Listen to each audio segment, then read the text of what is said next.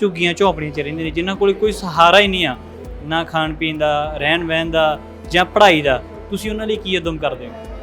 Sir सबसे पहले तो बेसिक जो ज़रूरत होती है खाने पीने की, थोड़े बहुत कपड़े, वो हम उन्हें प्रोवाइड करते हैं। बहुत ज़रूरत महसूस होती है कि हम बच्चों की ज़रूरतों को समझें, उन्हें स्नब ना करें, उनके थॉट्स को वैलिडेट करें। एक एनजीओ है यकजा, उन्होंने कराई थी, और उस वर्कशॉप में जो मैंने 5 दिन सीखा, मुझे लगा कि काश ये हमें तब सिखाया होता जब हम स्कूल में थे। ਸਿਮਰਨ ਦੇ ਮਾਈਂਡ 'ਚ ਇਹੋ ਜਿਹਾ ਕੀ ਆਈਡੀਆ ਆਇਆ ਜਾਂ ਉਹਨਾਂ ਨੂੰ ਕੋਲੇ ਉਹਨਾਂ ਦੇ ਨਾਲ ਅਜਿਹਾ ਕੀ ਇਨਸੀਡੈਂਟ ਹੋਇਆ ਜਿਹੜਾ ਉਹਨਾਂ ਨੂੰ ਲੱਗਿਆ ਵੀ ਇਸ ਫੀਲਡ 'ਚ ਜਾਣਾ ਚਾਹੀਦਾ?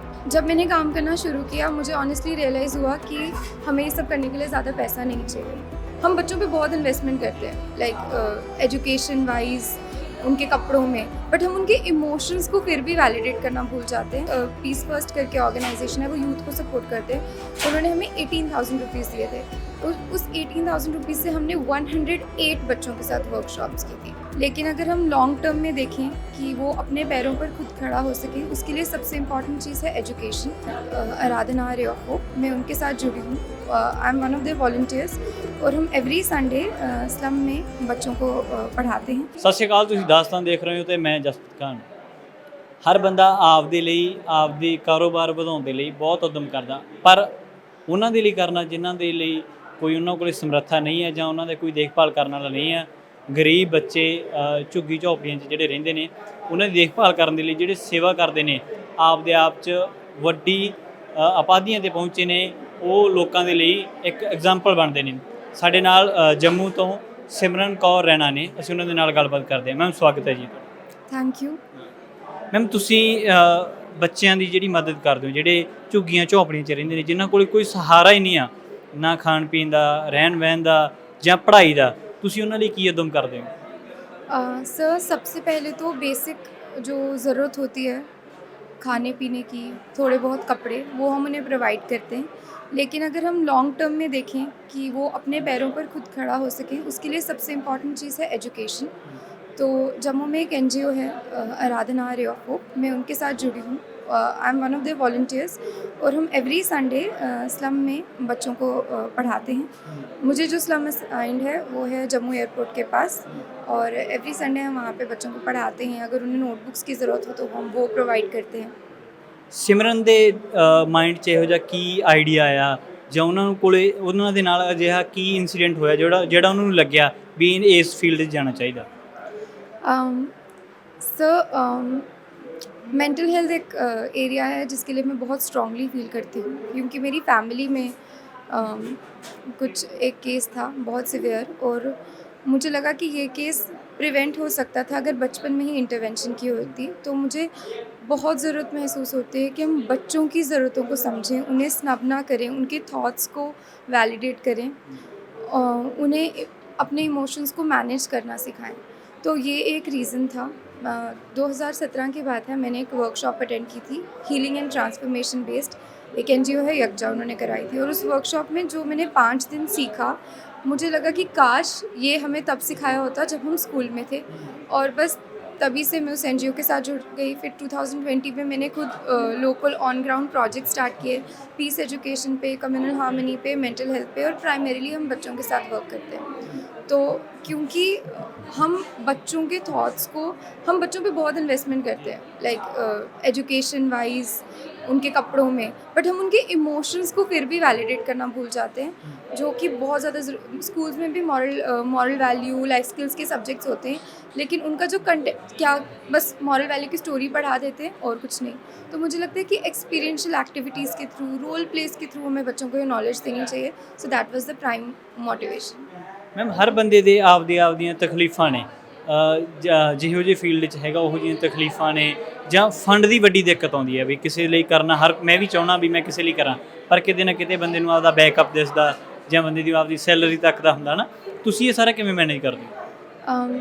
सर ऑनेस्टली ये चैलेंज मुझे भी लगा, और कई बार ये सोचा कि अपने फाइनेंसेस, अपने एजुकेशन को भी देखना होता है, तो ये प्रोजेक्ट स्टार्ट करने चाहिए कि नहीं। बट जब मैंने काम करना शुरू किया, मुझे ऑनेस्टली रियलाइज़ हुआ कि हमें ये सब करने के लिए ज़्यादा पैसा नहीं चाहिए।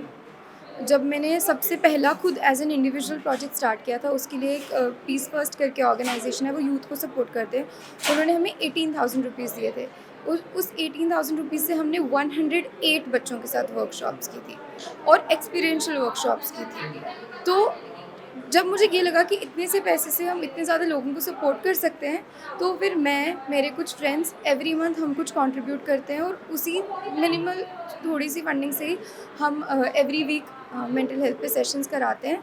तो आई थिंक जब हम काम करना शुरू कर देते हैं और जब हमें विल होती है कि हमें ये करना है, तो ऑटोमेटिकली बाय गॉड्स ग्रेस हमें बहुत लोग सपोर्ट करने लगते हैं। और ऐसा हमारे केस में हुआ। आई नो दिस कि जब हम स्टार्ट करते हैं, जो लोग हमें देखते हैं हमारे साथ जुड़ जाते हैं। तो आई एम लाइक, मैं ये इंटरव्यू दे रही हूँ, मैं रियली ग्रैटिट्यूड एक्सप्रेस करना चाहूँगी सारे डोनर्स का, सारे मेरे फ्रेंड्स का, जिनकी वजह से मैं, चाहे अभी सामने सिर्फ मैं हूँ, लेकिन बिहाइंड द सीन्स बहुत लोग, इनफैक्ट जो हमारे साथ क्लिनिकल साइकोलॉजिस्ट हैं, वो एवरी वीक वॉलंटियर करती हैं। उनका इतना हेक्टिक शेड्यूल है, लेकिन वो आती हैं, उन बच्चों से बात करती हैं।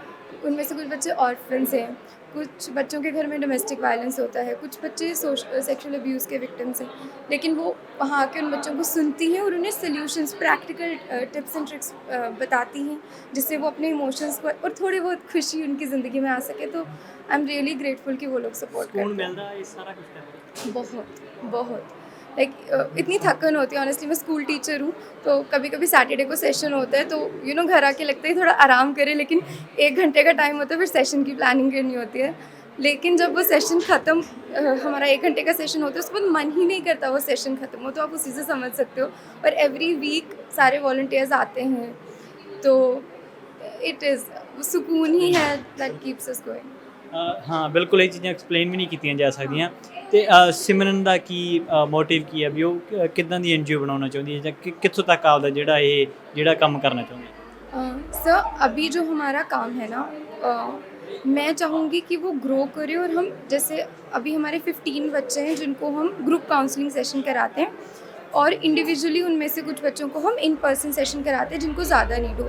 बट मैं चाहूँगी कि हम इस काम को एक्सपैंड कर सकें, ताकि हम एक एक बच्चे को इंडिविजुअल सपोर्ट दे सकें। उसके लिए हमें और ज़्यादा क्लिनिकल साइकोलॉजिस्ट चाहिए होंगे जो वॉलंटियर करें, और ज़्यादा थोड़े रिसोर्सेज चाहिए होंगे, क्योंकि एक बच्चा हमारे पास जैसे केस आया है, वो 3 years ओल्ड है, लेकिन अगर आप उसको देखोगे, ही इज़ डिसेबल्ड, आपको लगेगा कि he is not even 6 months old. अब ऐसे बच्चे की अगर मदद करनी है, तो clinical psychologist loan can't do, हमें उसकी फिजियोथेरेपी करानी है। तो वो, मुझे उम्मीद है कि आने वाले समय में हम इंडिविजुअल केसेस को ज़्यादा अटेंशन दे सकें, ज़्यादा रिसोर्सेज दे सकें, उनकी फिजियोथेरेपी को स्पॉन्सर कर सकें। सो ये उम्मीद है। Thank you.